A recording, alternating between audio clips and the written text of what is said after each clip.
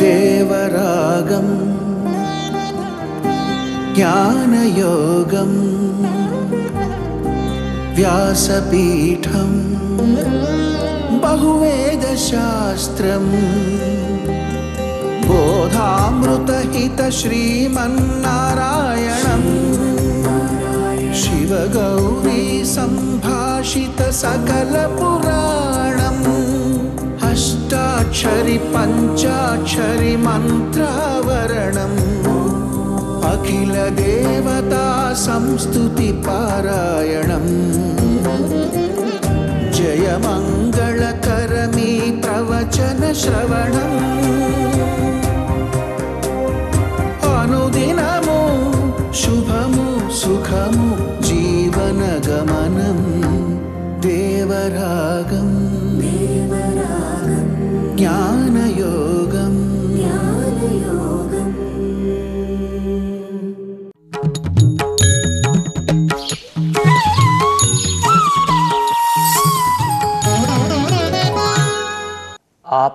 ఆపదామపహర్తారం దాతారం సర్వసంపదాం లోకాభిరామం శ్రీరామం భూయో భూయో.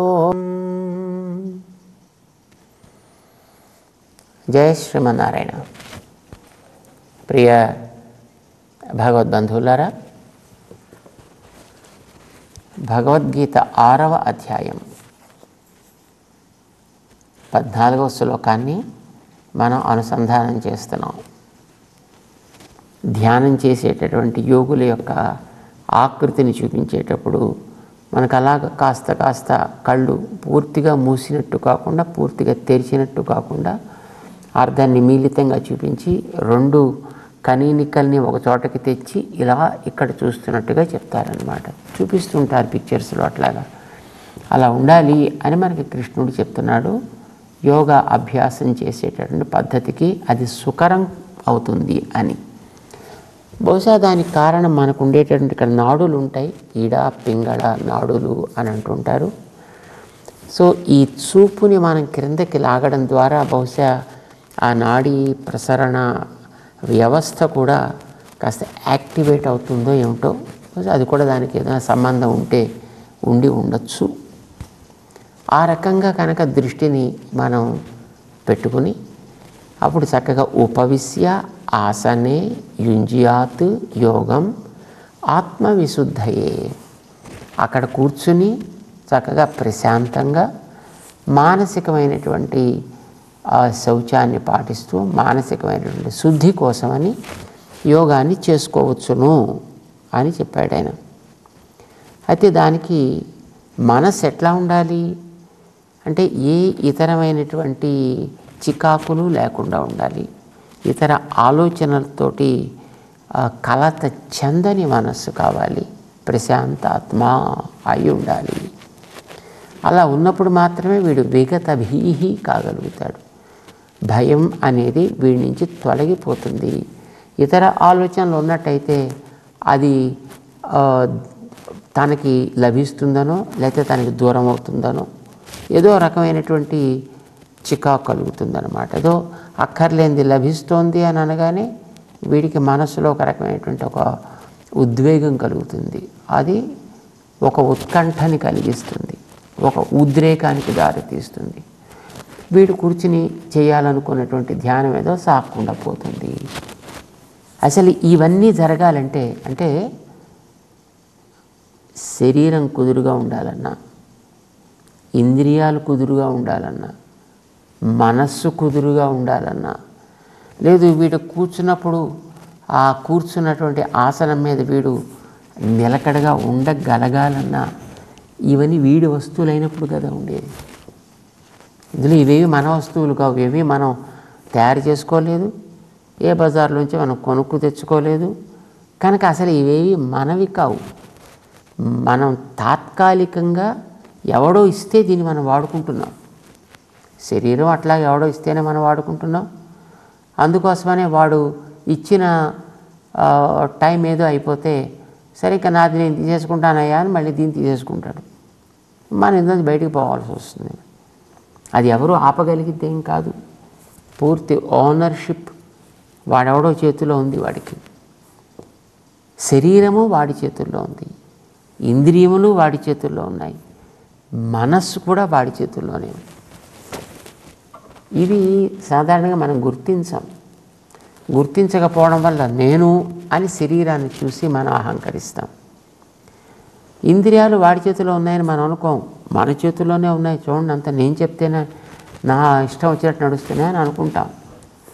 కాదు అనే విషయం మొదటి అధ్యాయంలోనే అర్జునుడికి చూపించాడు శ్రీకృష్ణుడు. అంటే అర్జునుడు అనుకునేవాడు, నేను అన్నీ స్వాధీనం చేసుకున్నాను. నిద్ర నా స్వాధీనం, ఆకలి నా స్వాధీనం, ఇంద్రియాలు నా స్వాధీనం, ఇలా అనుకునేవాడైనా. కానీ ఇవి రెండు అబ్బాయి నీ చేతుల్లో లేవు సుమా. యుద్ధానికి వచ్చాడు, రథాన్ని తీసుకెళ్ళి 2 సేనల మధ్య నిలబెట్టవా?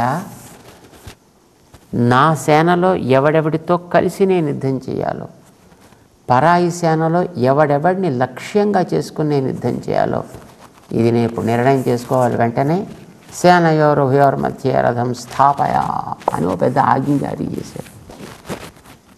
చాలా బాగా చేస్తున్నావు అని పాపం లోపల నవ్వుకుని ఉంటాడు ఈయన. రథాన్ని తీసుకువెళ్ళాడు. ఎలా ఆజ్ఞ ఇచ్చాడో అలానే తీసుకెళ్ళాడు. సేనయోరుభయోర్ మధ్యే రథం స్థాపయ మే అచ్యుత. వెంటనే సేనయోరుభయోర్ మధ్యే స్థాపయిత్వా రథోత్తమం. ఎంత ఆజ్ఞ ఇచ్చాడో అంత సరిగ్గా పాటించాడు ఆయన. సరే, నువ్వు అడిగావు కదా, పశ్యేతాన్ సమవేతాన్ కురూన్ అన్నాడండి ఆయన. ఎదురుకుండా ఉండేటటువంటి నీ వెనకాతల ఉన్నటువంటి ఈ కురువంశపు వ్యక్తులందరినీ కూడా చూడు అన్నాడు ఆయన. ఆ చూడు అనడమే పెద్ద ప్రమాదం అయిపోయింది. అన్నంతవరకు వాళ్ళు శత్రువులు, వీళ్ళు నా పక్షం వాళ్ళు అని అనిపించింది. చూడు అని ఇన్స్ట్రక్షన్స్ ఇవ్వగానే ఆ ఎదుటి వాళ్ళల్లో తాతలు, మేనమామలు, పినతండ్రులు, బావలు, అన్నలు ఇలా కనిపించారండి వాళ్ళు. బహుశా కృష్ణుడు ఆజ్ఞలో ఉంది ఆ మార్పు.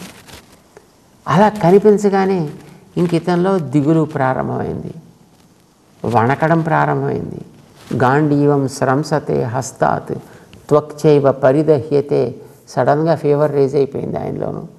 ఆయనకి మెల్లిగా 104, 105 జ్వరం వచ్చేయడం ప్రారంభం చేసింది. ఒంట్లో పట్టు తప్పిపోయింది, వణుకుడు వస్తోంది.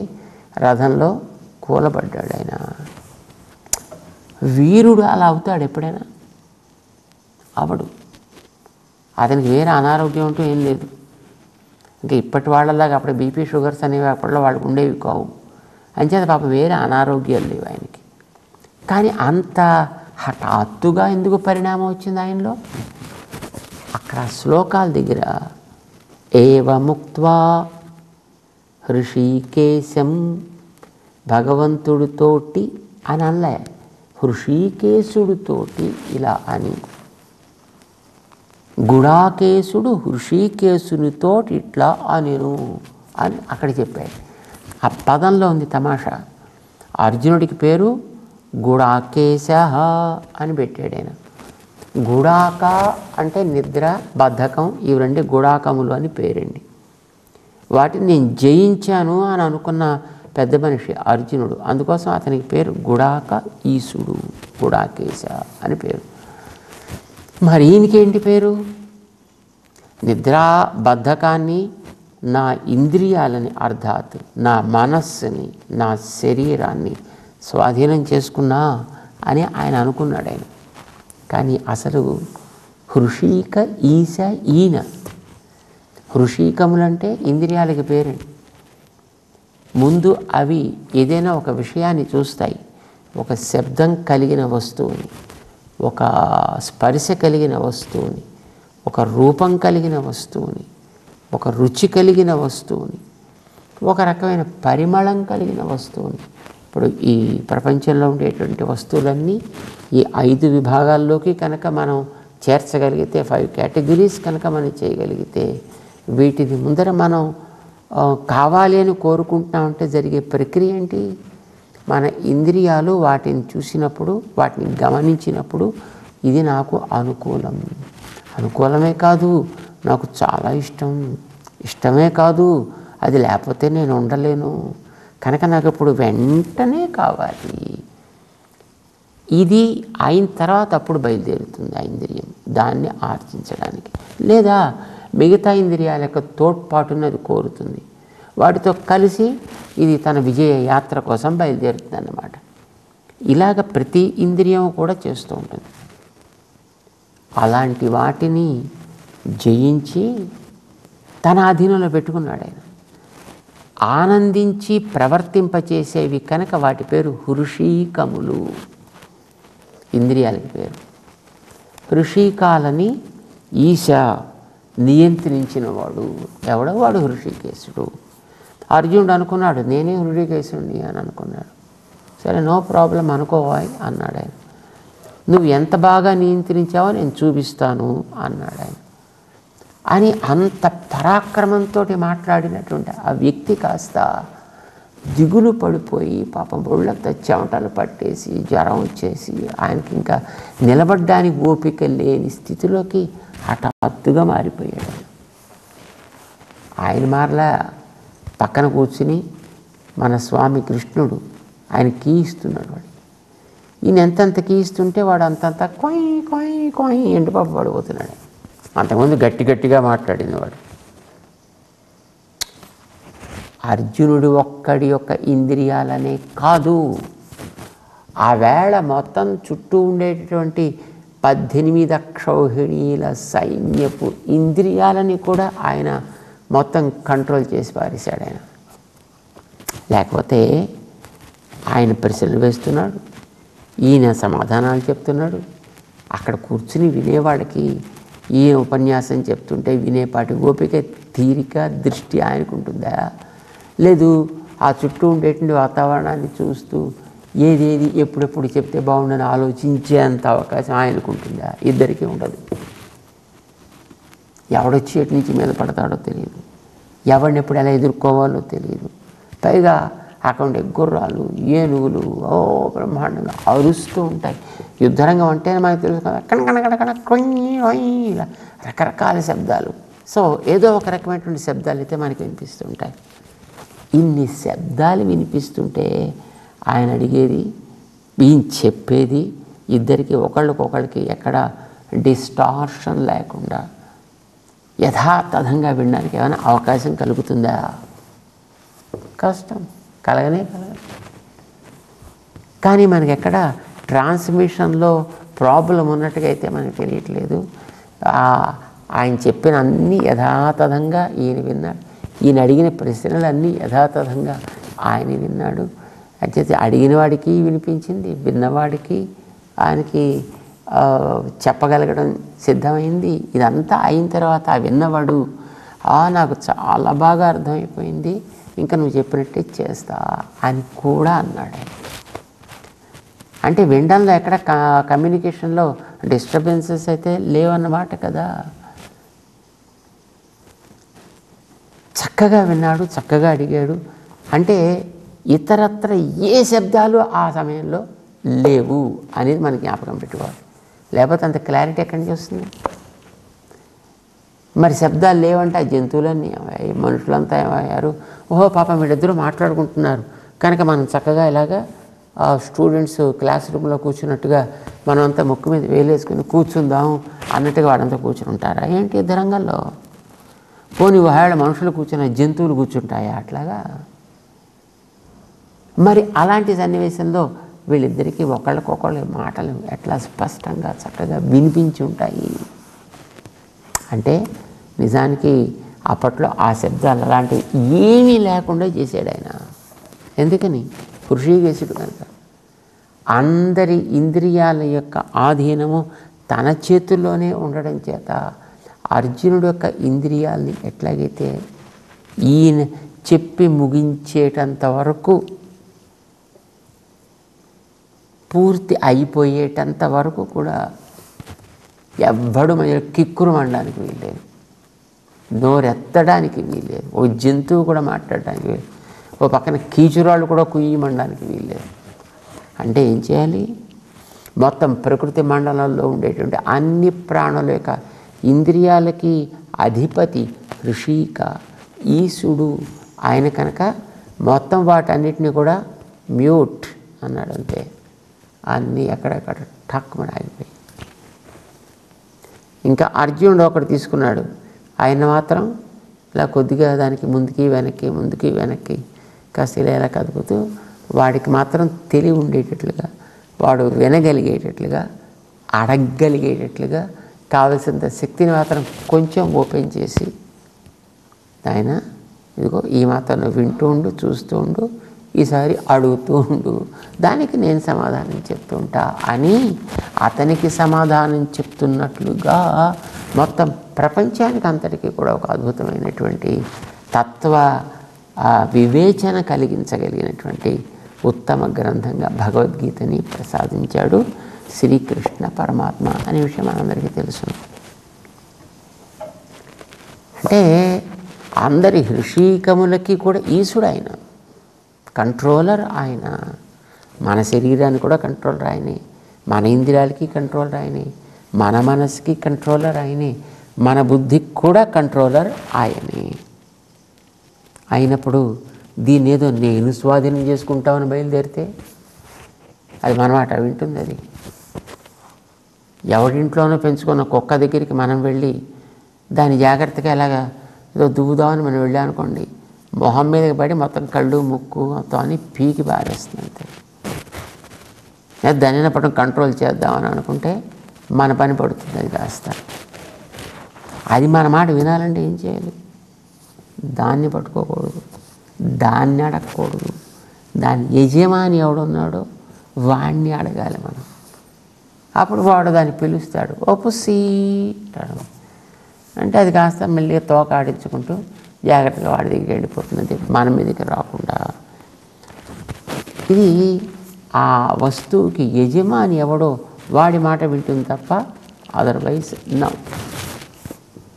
ఇప్పుడు మనందరికీ తెలుసును, రకరకాలుగా టెక్నాలజీ ప్రపంచంలో మనం బతుకుతున్నాం కనుక ఒక టెక్నాలజీతో వాడు రిమోట్ తన చేతిలో పెట్టుకొని ఆ రిమోట్ తోటి అంటే మొత్తం కూర్చున్నటువంటి ఎదురుకుండా ఉండే లేదా ఎక్కడైనా ఉండేటటువంటి ఆ వ్యక్తి చుట్టూ మొత్తం వాడు బంధానికి లోనైపోతాడంటే మొత్తం వాడిని టక్ money cot hold of that done. ఇంకా నువ్వు ఏడ్చి గింజుకున్నా మోత్తుకున్నా అది నేను వదలదు అసలు. ఎందుకంటే పట్టుకుంది అది కాదు కదా, దాని ద్వారా పట్టించిన వాడు వెనకాతలో ఉన్నాడు.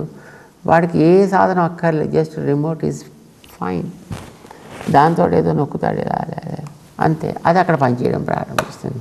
నువ్వు ఎంత గించుకున్నా ఏం చేస్తానన్నప్పటికీ కూడా you just can't come out of it. దాంట్లో రావడం మన సాధ్యం.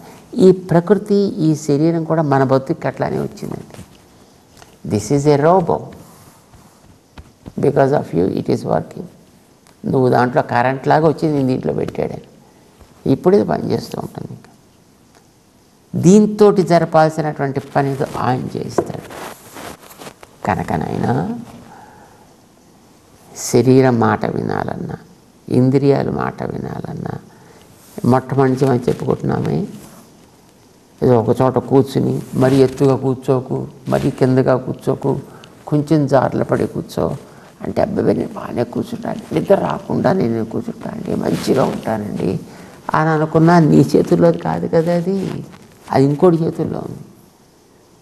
కూర్చున్న తర్వాత చక్కగా సమంకాయ శిరోగ్రీవం ధారయన్న చలం స్థిర, చక్కగా మంచి శరీరాన్ని తిన్నగా పెట్టవా అన్నారు. సరే కదలకుండా పెట్టవయ్యా అన్నారు. సరే పెట్టామండి. సరే ఇవన్నీ పెట్టిన తర్వాత ప్రశాంతాత్మ మనసుని జాగ్రత్తగా అట్టే పెట్టుకో.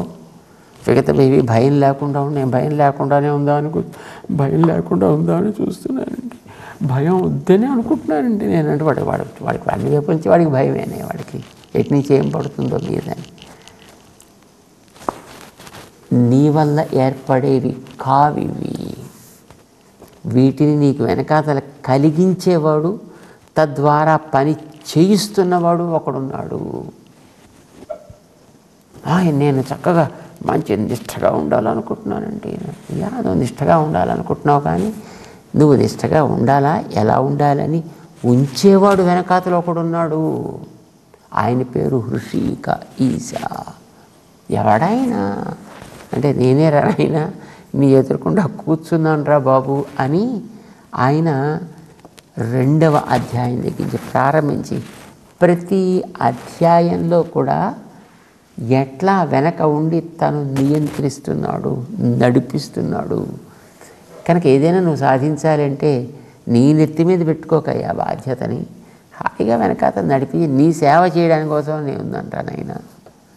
నువ్వు నాకు ఇది కావాలి అని చెప్పు, అది నీకు జరగకపోతే కదా అయ్యో బాగుండదేమోనండి, nothing to feel like that. నీకు అట్లా ఏమి సందేహం అక్కర్లేదు, హాయిగా నిస్సంకోచం సుఖమాస్వ అని చెప్పినట్టుగా నువ్వు కావాల్సింది ఏదో నన్ను అడుగు. ఈ 3వ అధ్యాయం, 4వ అధ్యాయం, 5వ అధ్యాయంలో తాను చెప్పినటువంటి ఒక ప్రధాన అంశాన్ని ఇక్కడ కూడా మనస్సంయమ్య మచ్చిత్తః యుక్తః మత్పరమో భవ. ఇక ఆ ఇంద్రియాలు బాగుండాలన్నా, శరీరం బాగుండాలన్నా, ఆసనం బాగుండాలన్నా, ఇంకోటి కావాలన్నా నన్నడు. లేకపోతే మనం చక్కగా కూర్చుని ఈ ఆసనం మీద పెట్టుకుంటే ఆ కింద ఉండే భూమి కాస్త ఇటు అటు ఊగి మన ఆసనం నుంచి సర్రమని కిందకి జారుతాం. అప్పుడు మనం చూస్తుంటాం కొన్ని చోట్ల వేసినటువంటి కుర్చీల్లో పాపం వాళ్ళు కూర్చుని ఏదో ఇలా చేసుకుందాం అనుకుంటున్నారు. కాసేపు పెట్టేప్పటికి దాని కాళ్ళు 2 ఇలా వెళ్ళి థన్నమని వాళ్ళు కింద పడుతుంటారు. ఏదో అవ్వచ్చు, అది ఏమవుతుంది అనేది that we won't be able to say. మనం చెప్పలేము, కానీ అది మన మాట వినాలంటే అంటే భూమి లేదు. సడన్గా చూడండి, ఈ మధ్యన ఎక్కడ పడితే అక్కడ ఎర్త్ క్వాక్స్ వస్తున్నాయి. ఏదో ఒక్కొక్క చోట 7.5, చోట 6.4 వచ్చిందండి. ఇంకా మన ఇష్టం కాదు కదా, అది దాని ఇష్టం వచ్చినట్టు అది వస్తుంది. ఓకే, అలా వచ్చేటట్టుగా కింద అండర్ గ్రౌండ్లో పెద్ద పెద్ద ప్రపంచాలు నిర్మాణం చేసి ఏలుక్కునేటటువంటి వ్యక్తులు కూడా ఉన్నారని అనుకోండి. వాటి ప్రభావం వల్లనే మిగతా అన్ని చోట్ల రకరకాలైనటువంటి ఉపద్రవాలు వస్తున్నాయి అని కదా అంటున్నారు. ఇప్పుడు పసిఫిక్ సముద్రంలో కూడా కింద ఏదో ఒక పెద్ద టౌన్షిప్ లాంటిదో 8 అంతస్తుల భవనాలు అక్కడ కట్టేసుకున్నట్టు మొత్తం బోల్డ్ అని. వాటి ప్రభావం మనకి భూమి మీద వస్తుంది మనకి. సో ఒక చోట వచ్చేటటువంటి ఒక ప్రభావం, నువ్వు ఇక్కడ కూర్చొని చక్కగా ధ్యానం చేస్తావంటే నువ్వు కూర్చుని ఆసనం కిందే రావచ్చు, నువ్వు దాని మీద కింద పడవచ్చు. అలాంటిది రాకుండా ఉండాలన్నా నీ లోపల అలాంటి ఒక భూకంపాలు రాకుండా, బయట భూకంపం లోపల భూకంపం 2 ఉంటాయి కదా. బయట పిడుగులు కొన్ని ఉంటాయి, లోపల పిడుగులు కొన్ని ఉంటాయి. ఇంట్లోంచి వాళ్ళ ఆవిడ గట్టిగా ఒక అరుపరిచిందంటే అది బయట పిడుగు అంటే. లోపల పిడుగులు కొన్ని ఉంటాయి, ఎవడొచ్చి ఏం చేస్తాడో. ఈ భయాలన్నీ పోవాలంటే మనస్సుని, ఇంద్రియాలని, శరీరాన్ని, చుట్టూ ఉండేటువంటి వాతావరణాన్ని కూడా చక్కగా కంట్రోల్లో పెట్టుకొని నీకు కావలసినట్లుగా చేసి పెట్టేటటువంటి వ్యక్తిని నేనయా. కనుక నా యందు పెట్టు నీ మనస్సుని ఇతరమైన వాటి నుంచి తీసి. నువ్వు ఫిజికల్గా చేయాల్సిన పనేం లేదు, నువ్వు చక్కగా అలాగే కూర్చున్నట్టుగానే ఉంది. మనస్సుతో చేయి. మనస్సంయమ్య మచ్చిత్తః అంటే నీ మనస్సుని కాస్త నిగ్రహించి నా మీద పెట్టవా అంటూ భగవంతుడు ఏది పర్యవసానంగా నీకు జరగాలన్నా, ఏర్పడాలన్నా ఆయన చేయాల్సిందే తప్ప నువ్వేదో పెద్దగా అహంకరించి నేనేదో ఉద్ధరించేస్తాను అని జబ్బలు చరుచుకొని బయలుదేరితే ఆ 2 జబ్బలు కాస్త చక్కగా ఊడి కింద పడతావు నాయనా. అలాంటి పని చేయకు. వాటిని నిలబెట్టగలిగినటువంటి మహనీయుడు ఎవడున్నాడో అతన్ని సహాయంగా నువ్వు తీసుకో, ఇప్పుడు ముందుకు సాగు అంటూ ఆరాధన మనం చేసే యోగ సాధన ఇలాంటివన్నీ మనకి సవ్యంగా సాగాలి అనంటే వాడి అనుగ్రహం మీద ఆధారపడి సాగాల్సిందే తప్ప మన ప్రయత్నంతో జరిగేవి కావు. కానీ మన ప్రయత్నంతో అంటే మొత్తం మన ప్రయత్నం అంతా మానేయమని కాదయ్యా, నువ్వు చేసే ప్రయత్నము అని అనుకునే ప్రతి చర్య కూడా నడిపించేవాడు వెనక ఉండేవాడు అనే జ్ఞానంతో చేసుకో. ఇప్పుడు నువ్వు యోగా అభ్యాస స్థితికి చేరావు అని అర్థం అంటూ అర్జునుడిని ఇక చేయాల్సినటువంటి సాధన వైపు ప్రేరేపిస్తున్నాడు శ్రీకృష్ణుడు 6వ అధ్యాయంలో. జై శ్రీమన్నారాయణ.